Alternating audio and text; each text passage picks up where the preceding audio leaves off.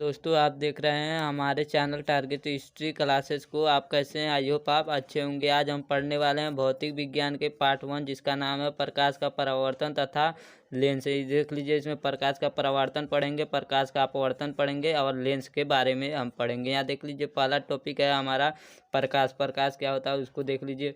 प्रकाश का भौतिक साधन। प्रकाश का भौतिक साधन और कारण है। प्रकाश एक ऐसा भौतिक कारण, यहाँ देख लीजिए, प्रकाश एक ऐसा, देख लीजिए, एक ऐसा भौतिक साधन और कारण है जिसके द्वारा हम वस्तुओं को आसानी से देख सकते हैं। मतलब प्रकाश की सहायता से हम किसी वस्तु को आसानी से देख सकते हैं, उसे प्रकाश कहते हैं जी। मतलब हम अपने नेत्र के माध्यम से किसी भी वस्तु को प्रकाश के द्वारा देख सकते हैं, प्रकाश के माध्यम से, तो उसे ही प्रकाश कहते हैं। देख लीजिए, यहाँ एग्जाम्पल देख लीजिए, सूर्य, तारे, मोमबत्ती, विद्युत बल्ब, चंद्रमा, ये सब प्रकाश देते हैं, इससे हमें प्रकाश मिलता है। यहाँ देख लीजिए प्रकाश का स्रोत। प्रकाश का स्रोत पूछा जा सकता है आपसे। यहाँ देख लीजिए प्रकाश का स्रोत। प्रकाश के दो स्रोत होते हैं। कितने होते हैं? तो प्रकाश का दो स्रोत होते हैं। तो पहला क्या होता है? दीप्त प्रकाश स्रोत, जिसके अंतर्गत आता है सूर्य, तारे, विद्युत बल्ब। दीप्त, यहाँ देख सकते हैं, दीप्त प्रकाश स्रोत के यह अंतर्गत में आते हैं सूर्य, तारे और विद्युत बल्ब। यहाँ देख लीजिए, यह स्वयं से जलते हैं, मतलब अपने स्वयं से प्रकाश देते हैं, किसी के चमक वगैरह से यह प्रकाश उत्पन्न नहीं करते हैं। यहाँ देख लीजिए अदीप्त प्रकाश का स्रोत है। यहाँ देख लीजिए अदीप्त प्रकाश का तो चंद्रमा हो गया, कांच हो गया, इसे देख सकते हैं। अदीप्त प्रकाश का स्रोत को आप देख सकते हैं। यहाँ देख लीजिए प्रकाश का गुण, मतलब कोई भी चीज़ होता है उसका गुण होता है। आप है तो आपका भी कोई गुण होता है, उसी प्रकार यहाँ देख लीजिए प्रकाश है तो प्रकाश का भी कोई गुण होगा। तो चलिए हम यहाँ पढ़ते हैं प्रकाश का गुण। यहाँ पहला पॉइंट देख लीजिए, प्रकाश सीधी रेखा में गमन करती है। मतलब जो प्रकाश होगी वह सीधी रेखा में एकदम आती जाती रहेगी, वह सीधी रेखा में मतलब रेखा में गमन करेगी। यहाँ दूसरा देख लीजिए, निर्वात में प्रकाश की चाल 3×10⁸ मीटर/सेकंड² होता है। मतलब निर्वात में जब प्रकाश की चाल होती है तो 3×10⁸ मीटर/सेकंड² होता है। यहाँ तीसरा देख लीजिए, प्रकाश का तरंग दैर्घ्य कितना होता है प्रकाश का? यह देख लीजिए 4000 एम्पियर से 8000 एम्पियर तक होता है प्रकाश का तरंग दैर्घ्य। यहाँ देख लीजिए चौथा, प्रकाश विद्युत चुंबकीय तरंगों के रूप में होता है। तो कैसा होता है? विद्युत चुंबकीय तरंगों के रूप में होता है जो प्रकाश होता है। यहाँ पांचवा देख लीजिए, ठोस द्रव माध्यमों के तलों से प्रकाश का परावर्तन होता है। जो ठोस द्रव होता है, ठोस द्रव माध्यम होता है, उसके तल से प्रकाश का परावर्तन होता है। यहाँ देख सकते हैं आप। आई होप आप इस पेज को समझ चुके होंगे। हम आपको ले चलते हैं अगले पेज की तरफ। यहाँ देख लीजिए दोस्तों, प्रकाश का परावर्तन। प्रकाश का परावर्तन क्या होता है उसे आप समझ लीजिए। जब प्रकाश किसी चिकने व पालिशदार, मतलब चिकना हो और पालिश किया हो, पालिशदार हो पर टकराता, मतलब चिकने और पालिशदार सतह पर टकराता है, तो वह प्रकाश अधिकतर भाग सतह से टकराकर वापस उसी माध्यम में लौट जाता है। जिस माध्यम से आता, मतलब जिस रास्ते से आता है उसी रास्ते में वापस उसी माध्यम में, मतलब ऊपर से आता है तो मान लीजिए ऊपर ही फिर वापस चला जाता है। उसे ही इसी घटना को प्रकाश का परावर्तन कहते हैं। देख लीजिए, यहाँ से प्रकाश आ रहा है, प्रकाश का किरण आ रहा है, यहाँ देख लीजिए, इसे आपतित किरण कहेंगे। जो आता है उसे आपतित किरण, जो जाएगा उसे परावर्तित किरण कहेंगे। यहाँ से प्रकाश आया, इसी ऊपर से आया, पुनः ऊपर ही चला गया। यहाँ देख लीजिए, इसे हम आपतन कोण कहेंगे। यहाँ जो साइन आई है उसे आपतन कोण कहेंगे। यहाँ साइन आर जो है उसे परावर्तन कोण कहेंगे। ये देख लीजिए, यह कलई किया गया पालिशदार एक सतह है, इसी से प्रकाश का परावर्तन हो रहा है। यहाँ देख लीजिए प्रकाश का नियम, ये बोर्ड पेपर में पूछा जाता है। यहाँ देख लीजिए प्रकाश का नियम। प्रकाश के दो नियम होते हैं। कितने होते हैं? तो दो नियम होते हैं। यहाँ देख लीजिए, पहला नियम, अपवर्तन कोण परावर्तन कोण के बराबर होता है। जो अपवर्तन कोण होता है वो परावर्तन कोण के बराबर होता है। देख लीजिए, जो आई कोण है वह आर के बराबर, यानी कि साइन आई बराबर साइन आर होता है। यहाँ देख लीजिए, साइन आई बराबर साइन आर होता है। यहाँ देख सकते हैं दोस्तों आप।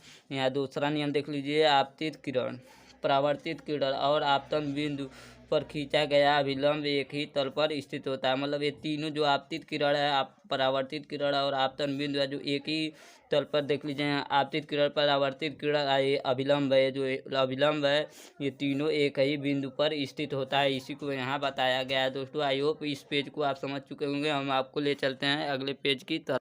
यहाँ देख लीजिए दोस्तों गोलीय दर्पण। गोलीय दर्पण को देख लीजिए, किसी खोखले गोले का पृष्ठ गोलीय पृष्ठ कहलाता है। मतलब कोई खोखला गोला होता है उसी का पृष्ठ गोलीय पृष्ठ कहलाता है। यहाँ देख लीजिए, जिसके एक तल पर चांदी तथा पारे का पालिश करके उसके ऊपर लाल रंग का आयरन लेड, आयरन मतलब पीवी, आयरन मतलब एफवी, या लेड ऑक्साइड और लेड ऑक्साइड का पेंट कर गोलीय दर्पण बनाया जाता है। इसे आप समझ सकते हैं, उसे गोलीय दर्पण कहते हैं। देख लीजिए, इसी को गोलीय दर्पण कहते हैं।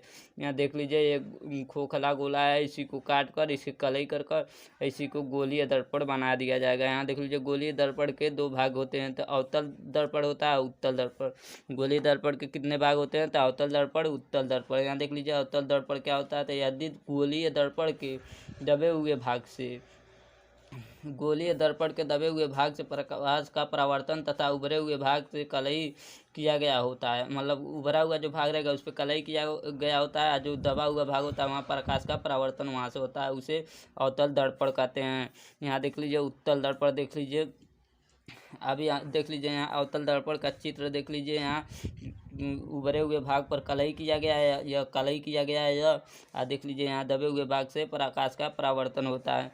देख लीजिए, यहाँ अवतल, अवतल मतलब अंदर से, अवतल मतलब अंदर से प्रकाश का परावर्तन हो। बस आपको इतना सिंपल याद रखना है। यहाँ देख लीजिए, उत्तल दर्पण, यदि गोलीय दर्पण के उभरे हुए भाग से प्रकाश का परावर्तन होता है तथा दबे हुए भाग का कलई किया, मतलब दबे हुए भाग पर कलई किया गया होता है और उभरे हुए भाग से प्रकाश का परावर्तन होता है, उसे ही उत्तल दर्पण कहते हैं। देख लीजिए, यहाँ उत्तल से उभरा हुआ, याद कर लीजिएगा, उत्तल से उभरा हुआ भाग से प्रकाश का परावर्तन होगा, अवतल से अंदर से प्रकाश का परावर्तन होगा। यहाँ देख लीजिए, अंदर की तरफ कलई किया गया है। यहाँ देख लीजिए, इधर से प्रकाश जा रहा है, इधर से पुनः उसी माध्यम में आ जा रहा है। यह अभिलंब है, प्रकाश का परावर्तन उभरे हुए भाग से हो रहा है। यह उत्तल दर्पण है, यह अवतल दर्पण है। दोनों में आप अंतर देख सकते हैं, आपके सामने है। आई होप आप इस पेज को समझ चुके होंगे। हम ले चलते हैं आपको अगले पेज की तरफ।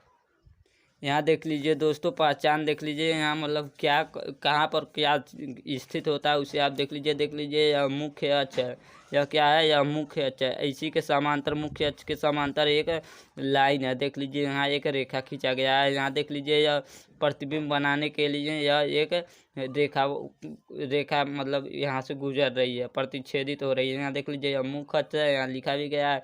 यह वक्रता केंद्र है, वक्रता केंद्र सी है। यहाँ फोकस है, यह फोकस है, यह वक्रता केंद्र सी है। देख लीजिए, जैसे इसे एफ बोल सकते हैं, इसे F1 भी इसे F1 है, इसे 2F1 बोल सकते हैं, इस प्रकार से बोल सकते हैं। यहाँ देख लीजिए, फोकस दूरी देख लीजिए, जो F1 और मुख्य ध्रुव के बीच की दूरी को फोकस दूरी कहते हैं। इसे आप देख सकते हैं। यह पोल है, पोल मतलब ध्रुव होता है। यहाँ आप देख सकते हैं, इधर कलई किया गया है, इसे आप बढ़िया से देख लीजिए। यहाँ देख लीजिए, वास्तविक प्रतिबिंब क्या होता है, आभासी प्रतिबिंब क्या होता है, उसमें आपको अंतर देखना है। यहाँ देख लीजिए, यदि दर्पण के परावर्तक तल से परावर्तन के पश्चात प्रकाश की किरणें वास्तव में किसी बिंदु पर मिलती हो, मतलब कोई जब प्रकाश का परावर्तन होता है तो उस पर वास्तव में कोई किरण आपस में मिलता हुआ प्रतीत होगा, दिखाई देगा, हमको वास्तविक प्रतिबिंब दिखाई देगा, तो उसे ही वास्तविक प्रतिबिंब कहते हैं, वास्तविक प्रतिबिंब कहलाता है। इसे ही वास्तविक प्रतिबिंब कहते हैं। यहाँ देख लीजिए, इसे पर्दे पर प्राप्त किया जा सकता है। कहाँ किया जा सकता है? तो पर्दे पर प्राप्त किया जा सकता है। यहाँ देख लीजिए, पर्दे पर प्राप्त किया जा सकता है, नोट्स में है, इसे ध्यान दीजिएगा। यहाँ देख लीजिए, आभासी प्रतिबिंब, यदि दर्पण के परावर्तक तल से परावर्तन के पश्चात प्रकाश की किरणें किसी बिंदु पर मिलती हुई प्रतीत हो, क्या हो? प्रतीत हो, मतलब ऐसे डैश डैश कर आप मतलब उसको सोचे जहाँ मिलता होगा, इस प्रकार से प्रतीत हो, उसे आभासी प्रतिबिंब कहेंगे। मतलब आभासी मतलब हम आभास कर रहे हैं, हाँ कहीं मिल रही होगी चीज़, उसी को आभासी प्रतिबिंब। यहाँ नोट्स में देख लीजिए, इसे पर्दे पर नहीं प्राप्त किया जा सकता है। इतना ही इस पेज में है। आज सिंपल है, आपको याद हो चुका होगा। आई होप आप समझ भी चुके होंगे। हम ले चलते हैं आपको नेक्स्ट पेज पे। यहाँ देखिए दोस्तों, प्रतिबिंब का रेखीय आवर्धन। प्रतिबिंब का रेखीय आवर्धन को समझ लीजिए। यहाँ देख लीजिए, वस्तु को बिंब भी कहा जाता है। एनसीईआरटी में बिंब दिया होता है।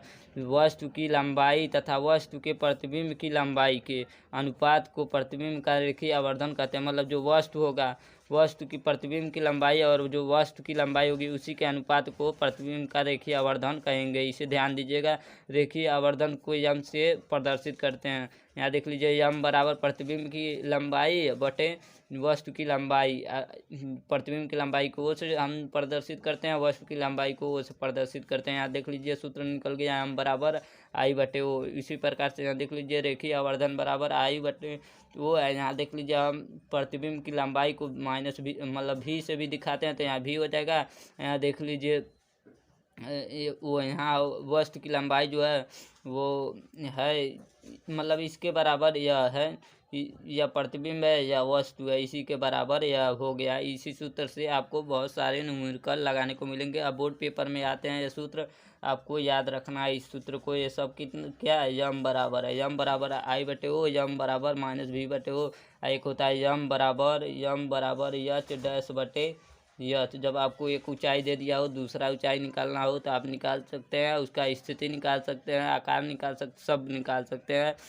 किस दर्पण में कौन सा प्रतिबिंब बना है, सब इसी सूत्र से आपको निकालना है। इसे आप याद कर लीजिए। यहाँ देख लीजिए दर्पण का सूत्र, मतलब जो दर्पण का सूत्र है उसे देख लीजिए आप। दर्पण का सूत्र तो बहुत ही इम्पोर्टेंट होता है, क्योंकि पहले दर्पण का सूत्र लगाकर सॉल्व करना पड़ता है, उसके बाद से पुनः इसको लगाकर सॉल्व करना पड़ता है। यहाँ देख लीजिए गोलीय दर्पण, अवतल दर्पण एवं उत्तल दर्पण में, मतलब कोई भी दर्पण हो, उसके ध्रुव से बिंब की दूरी u तथा प्रतिबिंब की दूरी v एवं ध्रुव से मुख्य फोकस की दूरी f होता है हो तो u v f में संबंध दर्पण का सूत्र होता है। मतलब अब इसको आप समझ चुके होंगे। यहाँ देख लीजिए 1/f बराबर 1/v प्लस 1/u।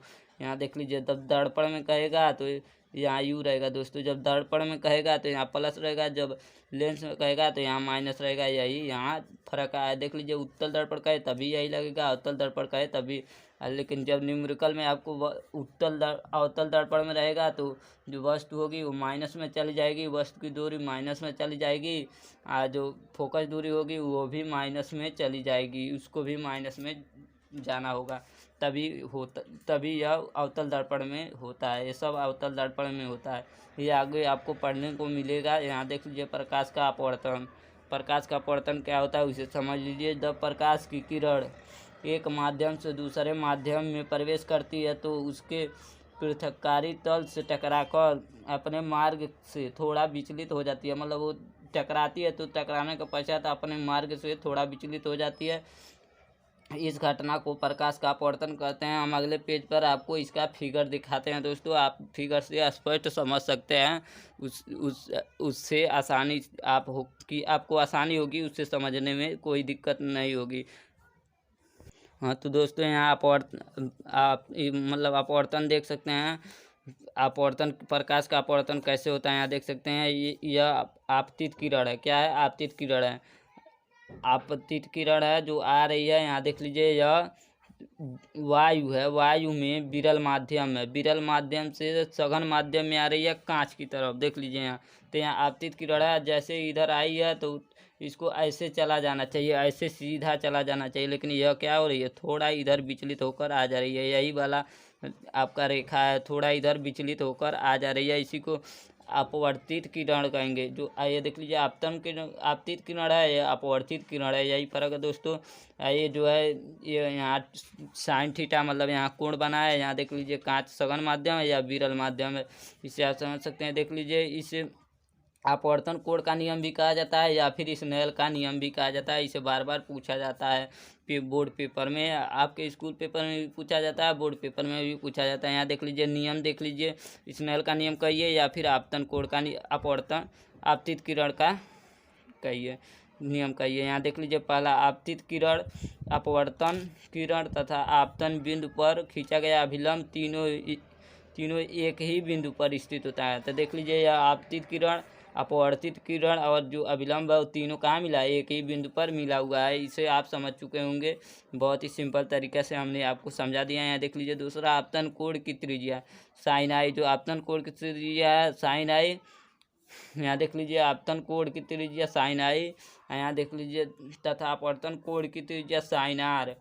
का अनुपात एक नियतांक का, मतलब ये य और य इसी दोनों का बात किया जा रहा है। साइन आई बटे साइन आर का अनुपात एक नियतांक है, तो यन है, मान लिया वह नियतांक यन है। इसी को आपको बताना चाह रहा है, इसी को अपना बोर्ड पेपर में लिख कर आना। यदि पूछ दिया जाए अपवर्तन का नियम या फिर बोल दिया जाए अपवर्तन का कोई अपवर्तन से कोई भी प्रश्न उठा ले तो यह सभी पॉइंट आपको उसमें इंक्लूड करना है। पूरे पूरे नंबर आपको दिए जाएंगे, एक भी नंबर नहीं काटे जाएंगे।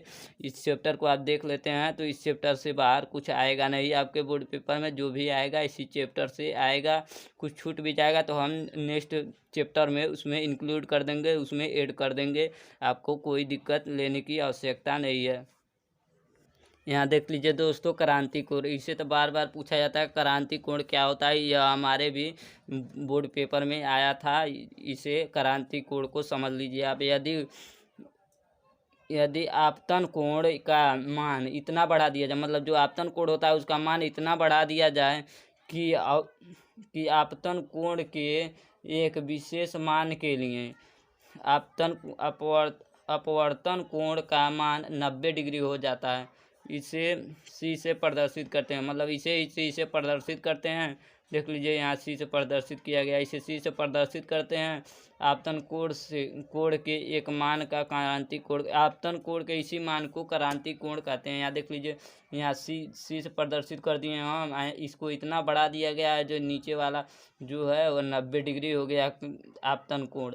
अपवर्तन कोण 90 डिग्री हो गया। यहाँ देख सकते हैं आप। यहाँ देख लीजिए कांच से सघन माध्यम, यहाँ देख लीजिए वाई विरल माध्यम से बिल्कुल उसी का उल्टा हुआ, किसका, अपवर्तन कोण का उल्टा हुआ है। यहाँ देख सकते हैं आप। अब हम पढ़ने वाले हैं नेक्स्ट में लेंस क्या होता है। लेंस को देख लीजिए, हिंदी में भी लेंस कहते हैं, इंग्लिश में भी लेंस कहते हैं। दोनों बात बरोबर है, इंग्लिश हिंदी एक ही समान है। यहाँ देख लीजिए, लेंस दो पृष्ठों से घिरा हुआ ऐसा पारदर्शी माध्यम होता है, मतलब जो लेंस होता है दो पृष्ठों से घिरा हुआ ऐसा पारदर्शी माध्यम होता है जिसके दो पृष्ठ गोली हो, मतलब दो पृष्ठ गोलीय होता है, या एक पृष्ठ गोली हो, मतलब दो भी हो सकता है, एक पृष्ठ भी गोली हो जाता है। दूसरा पृष्ठ सम्मत के दो, उसे लेंस कहते हैं। मतलब जो दूसरा पृष्ठ होता है उसे समतल होता है, मतलब समतल होता है, दूसरा पृष्ठ समतल होता है, उसे ही लेंस कहते हैं। पहले तो गोली हो और उसके बाद से दोनों तरफ से गोली हो, उसके बाद से यदि आप एक तरफ से भी गोली हो तभी वह लेंस होता है। या फिर मतलब एक तरफ से यदि गोली होगा, गोली जैसा गोल का आकार होगा तो दूसरे तरफ से वह गोल का नहीं होगा, समतल होगा, इसी को लेंस कहते हैं। आप आई होप आप समझ चुके होंगे। यहाँ आकृति में देख लेंगे, आकृति के अनुसार लेंस 6 प्रकार के होते हैं। कितने प्रकार के होते हैं? लेंस 6 प्रकार के होते हैं दोस्तों। यहाँ पहला प्रकार देख लेते हैं, द्विउत्तल लेंस। इसे अभिसारी लेंस भी कहते हैं। द्विउत्तल लेंस को अभिसारी लेंस भी कहते हैं। एनसीईआरटी में अभिसारी लेंस दिया हुआ है। यहाँ देख लीजिए, द्विउत्तल लेंस को आप देख सकते हैं। यहाँ दूसरा देख लीजिए, समउत्तल लेंस। समउत्तल लेंस इस प्रकार से होगा, देख लीजिए दोस्तों, एक तरफ से गोल का आकार है और दूसरी तरफ से समतल, यही है द्विउत्तल लेंस। यह हो गया दोनों तरफ से गोल का आकार, यही द्विउत्तल लेंस है या समउत्तल लेंस। मतलब एक ओर से समान है, एक ओर से उत्तल है। यही बात यहाँ बताने का कोशिश किया गया है। यहाँ देख लीजिए अवतुत्तल लेंस। अवतुत्तल लेंस में देख लीजिए दोनों थोड़ा थोड़ा गोली, एक पूरा गोल होगा, एक थोड़ा गोल होगा, इसी को अवतुत्तल लेंस कहेंगे। मतलब ये अवतल भी है, अवतुत्तल लेंस है। मतलब देख लीजिए यहाँ दोस्तों, यहाँ देख लीजिए ये द्विउत्तल, मतलब दोनों उत्तल लेंस है। यहाँ देख लीजिए दोनों उत्तल लेंस था, यहाँ देख लीजिए अभी एक उत्तल लेंस है, एक अवतल लेंस था, अवतल और उत्तल लेंस था। यहाँ देख लीजिए अवतुत्तल लेंस, दोनों अवतुत्तल लेंस था। यहाँ देख लीजिए दोनों क्या है, तो दोनों अवतल लेंस है, इसीलिए द्विअवतल लेंस कहते हैं। इसे अभिसारी भी कहते हैं। यही देख लीजिए उत्तल लेंस भी यही उत्तल लेंस है, यही अवतल लेंस है, इसी को बोलेंगे हम। देख लीजिए यहाँ पांचवा समावतल लेंस, मतलब सब समान, मतलब एक समतल है और उसके बाद से एक अवतल लेंस है, इसी को समावतल लेंस कहेंगे। यहाँ देख लीजिए उत्तरावतल लेंस बोलते हैं। यहाँ देख लीजिए ये उत्तरावतल लेंस है, इसे आप देख लीजिए। यहाँ हमको सिर्फ पढ़ना है उत्तल लेंस और अवतल लेंस, यही दोनों द्विउत्तल लेंस को ही उत्तल लेंस कहते हैं दोस्तों। यहाँ देख लीजिए द्विअवतल लेंस को ही अवतल लेंस कहते हैं। आई होप आप इस पेज को समझ चुके होंगे। हम ले चलते हैं आपको नेक्स्ट पेज पर। यहाँ देख लीजिए दोस्तों, हम उत्तल लेंस में देखेंगे यहाँ पर जो वस्तु कहाँ पर रखा जाता है तो कैसा प्रतिबिंब बनाता है। यहाँ देख लीजिए उत्तल लेंस में, अभिसारी लेंस भी कहते हैं। उत्तल लेंस में लेंस के में मोटा तथा किनारे पर उभरा, ये क्या है दोस्तों, समतल, मतलब समतल होता है, मतलब मोटा और किनारे पर समतल होता है। इसे देख सकते हैं। यह किरणों को एकत्रित करता है, मतलब यह किरणों को एकत्रित करता है। मतलब देख लीजिए, यही बात बताना चाह रहा है। किनारे पर पतला होता है और बीच में मोटा होता है। यहाँ पतला रहेगा, पतला, यहाँ देख लीजिए पतला होता है और बीच में मोटा होता है। यह किरणों को एकत्रित करता है, अतः इसे अभिसारी लेंस कहते हैं, इसलिए इसे अभिसारी लेंस कहते हैं। यहाँ देख लीजिए, अनंत से आ रही है प्रकाशित केंद्र, अनंत से प्रकाश आ रही है, इसमें प्रवेश कर रही है। प्रवेश करने के दौरान यहाँ फोकस पर सभी आकर किरणें एकत्रित हो जा रही हैं। यहाँ फोकस पे आकर मुख्य अक्ष पर एकत्रित हो जा रही है। इसे आप देख सकते हैं, प्रकाश की किरणें यहाँ से जा रही हैं। आई होप आप उससे समझ चुके होंगे। यहाँ देख लीजिए, अवतल लेंस में को अपसारी कहते हैं। इसका देख लीजिए, यहाँ देखिए, अवतल लेंस के बीच में पतला, जो अवतल लेंस होता है उसके बीच में पतला होता है और किनारे पर मोटा होता है। देख लीजिए, यहाँ बीच में क्या है, पतला है, और किनारे पर क्या है, इतना मोटा, इतना जगह है, इतना जगह है। आप बीच में कितना है, इतना है। अतः इसे अपसारी लेंस भी कहते हैं। इसी को ही अपसारी लेंस कहते हैं। वस्तु की स्थिति देख लीजिए। अब शायद देख लीजिए, यहाँ से वस्तु, यहाँ से देख लीजिए, यह जा रही है, प्रकाश जा रही है। यहाँ से देख सकते हैं दोस्तों, अब प्रकाश जा रही है। ये क्या है, यह प्रकाश है। यह समांतर प्रकाश जा रही है अनंत से। अब प्रकाश जाने के पश्चात यहाँ जब जाएगी तो ऐसे यह जो है कि प्रकाश को फैलाती है, एकत्रित नहीं करती है, बिल्कुल उसके उल्टा होता है। यह प्रकाश को फैला दे रही है। लेकिन जो यहाँ उसमें यहाँ पर फोकस बना था, बिल्कुल उसी प्रकार मान लीजिए यह इधर जा रही है तो यहाँ से प्रतीत होगा, आभासी होगा, जो आकर यह फिर पुनः इधर से लाइट आ रही है और आकर यहाँ पर मिल रही है और फोकस पर बना दे रही है अपनी प्रतिबिंब, आभासी प्रतिबिंब। यहाँ आभास किया जा रहा है कि आ रही है प्रकाश और बना रही है यहाँ प्रतिबिंब, इसी को आभास किया जा रहा है। यहाँ देख लीजिए, जब वस्तु अनंत पर स्थित होता है तो क्या होता है, जब वस्तु अनंत पर स्थित होगा तो देख लीजिए उसके लिए दोस्तों, यहाँ देख लीजिए, प्रतिबिंब फोकस दूरी प्रतिबिंब फोकस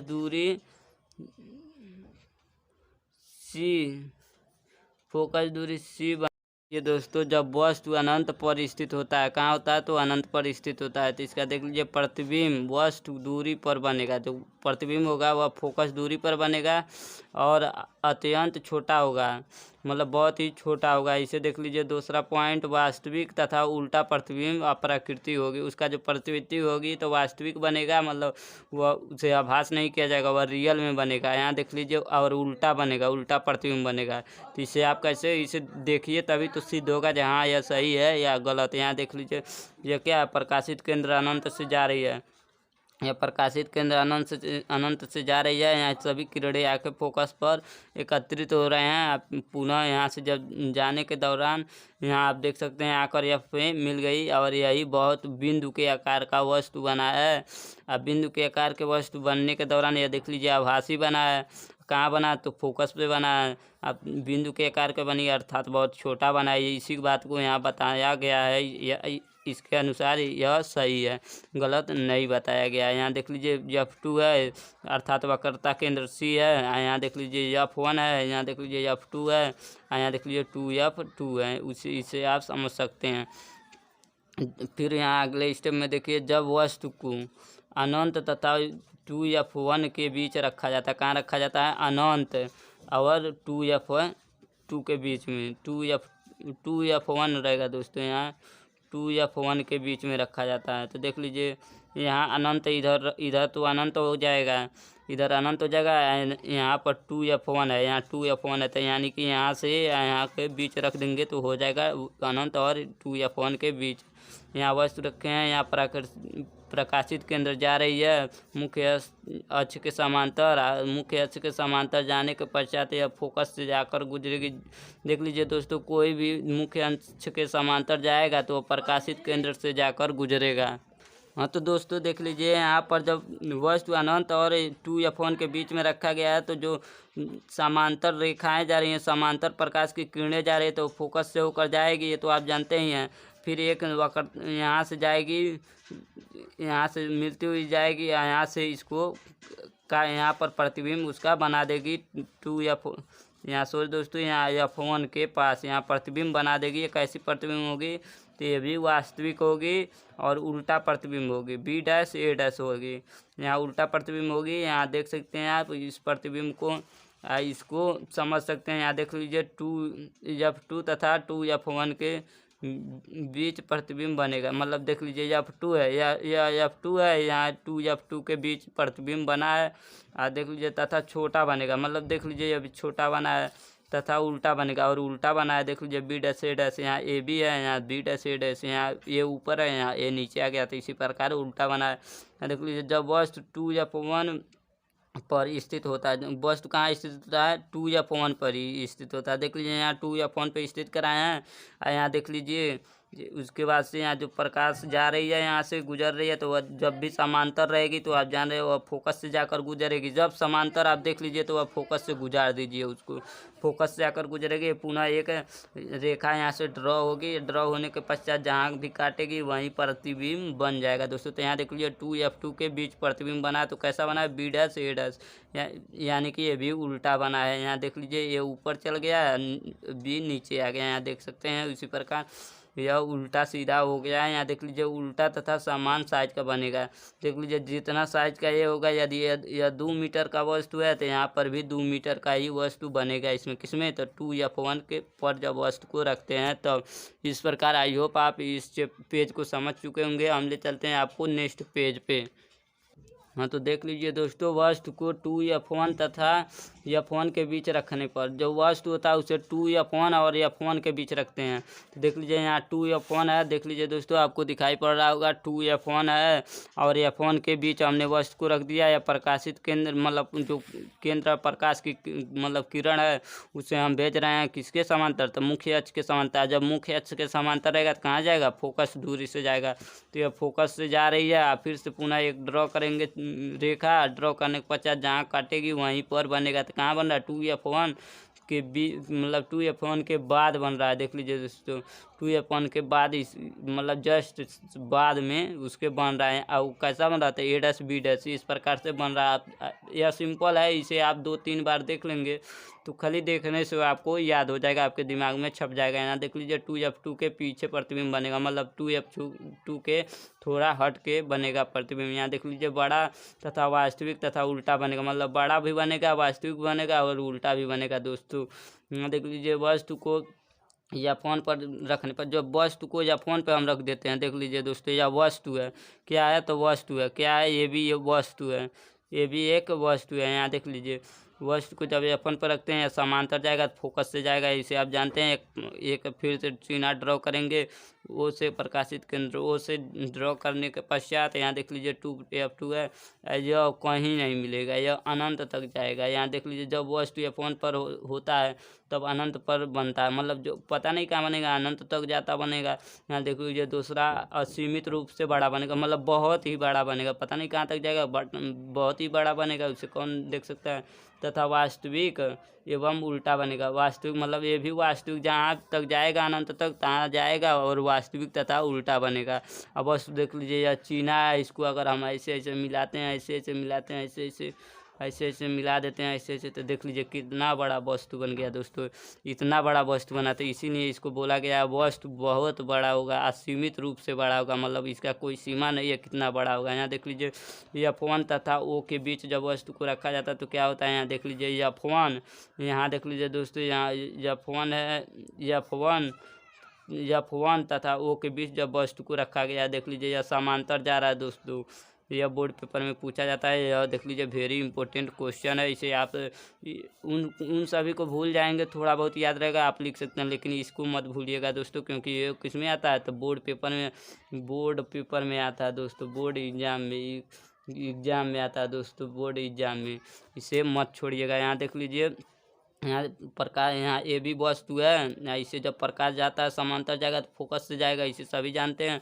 फिर पुनः एक ड्रॉ करेंगे प्रकाशित केंद्र ओ से, रेखा ड्रॉ करने के पश्चात यह असीम अनंत पर यह भी जाकर मिलेगा या क्या होगा, तो इसके हम नहीं देख सकते हैं, हम बना नहीं सकते, लेकिन देख लीजिए यहाँ हम इसको आभासी बना सकते हैं। यहाँ देख लीजिए, यहाँ पर ऐसे जा रहा था, यहाँ से हमको ऐसे प्रतीत हो रहा है जहाँ प्रकाश इधर से जा रही है, इधर से नहीं जा रही है, यहाँ से ऐसे नहीं जा रही है, यहाँ से ऐसे पुनः जा रही है, फिर से पुनः यहाँ वक्र मतलब यहाँ से जाएगी। देख लीजिए, यहाँ से जाने के पश्चात यहाँ मिलेगी, और मिलने के पश्चात यहीं वस्तु बना देगी, और जब यहीं वस्तु प्रतिबिंब बनेगा तो देख लीजिए यहीं बनेगा, समान साइज का बनेगा। देख लीजिए, जब फोन तथा ओ के बीच बिंब की तरह होता है, मतलब देख लीजिए बिंब की तरह, मतलब वस्तु जैसा होगा, वस्तु कोई बिंब कहते हैं, जैसा वस्तु होगा उसी के तरह प्रतिबिंब भी होगा। देख लीजिए, बड़ा तथा आभासी एवं सीधा बनेगा, मतलब बड़ा और आभासी और सीधा बनेगा, जैसा है एकदम इसी प्रकार बनेगा। इसको आप देख सकते हैं, इसको